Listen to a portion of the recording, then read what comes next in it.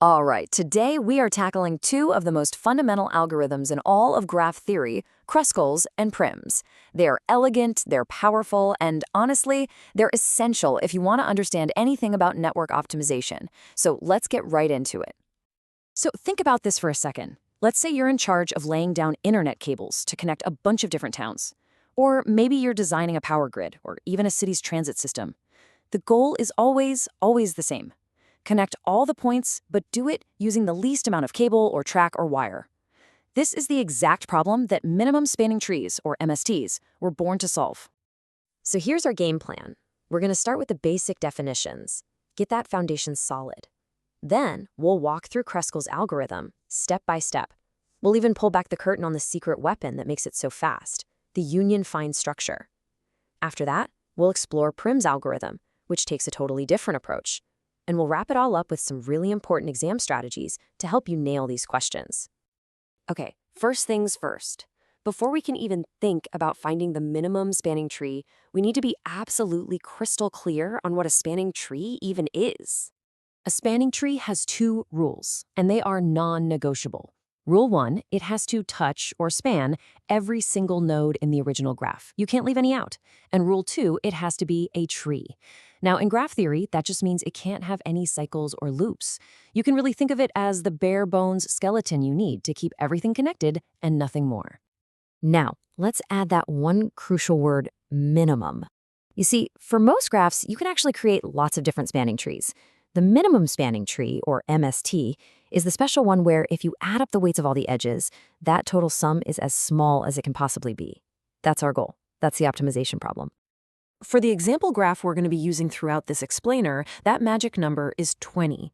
The absolute lowest possible cost to connect all 6 of those nodes is 20. Our mission is to see how two very different algorithms can both zero in on this exact same perfect solution. So keep that number in your head, 20. So let's jump into our first method, Kruskal's algorithm.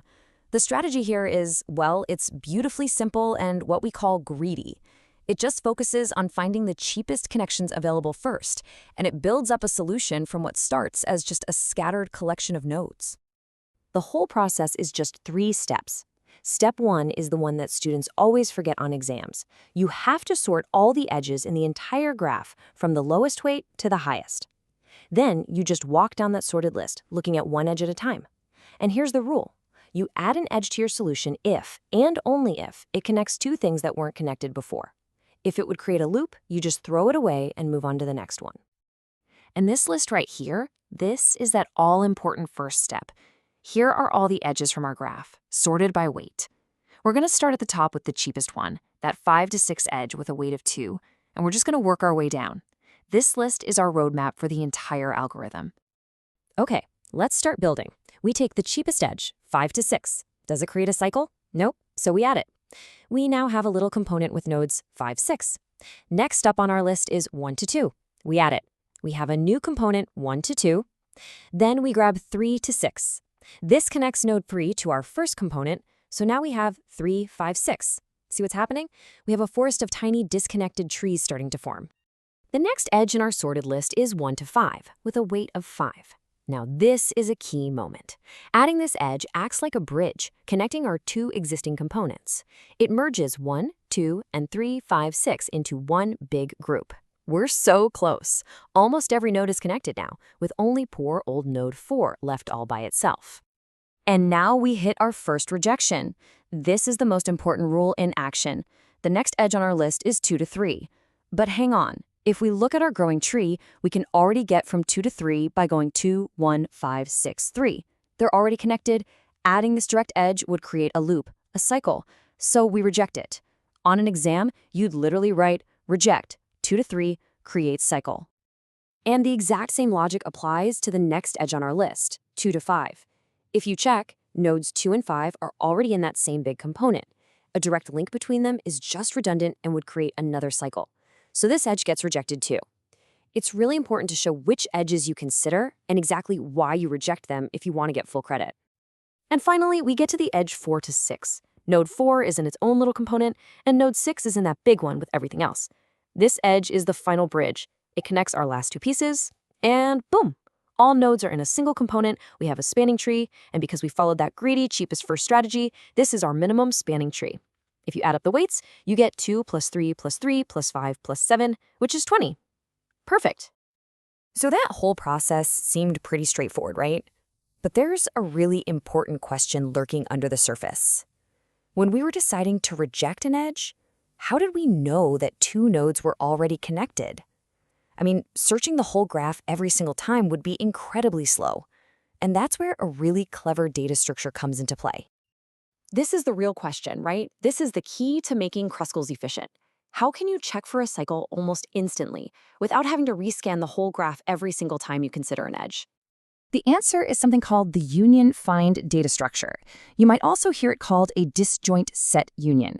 Its entire purpose in life is to keep track of a bunch of disjoint sets, which for us are the components of our growing forest, and let us ask questions about them and merge them very, very quickly.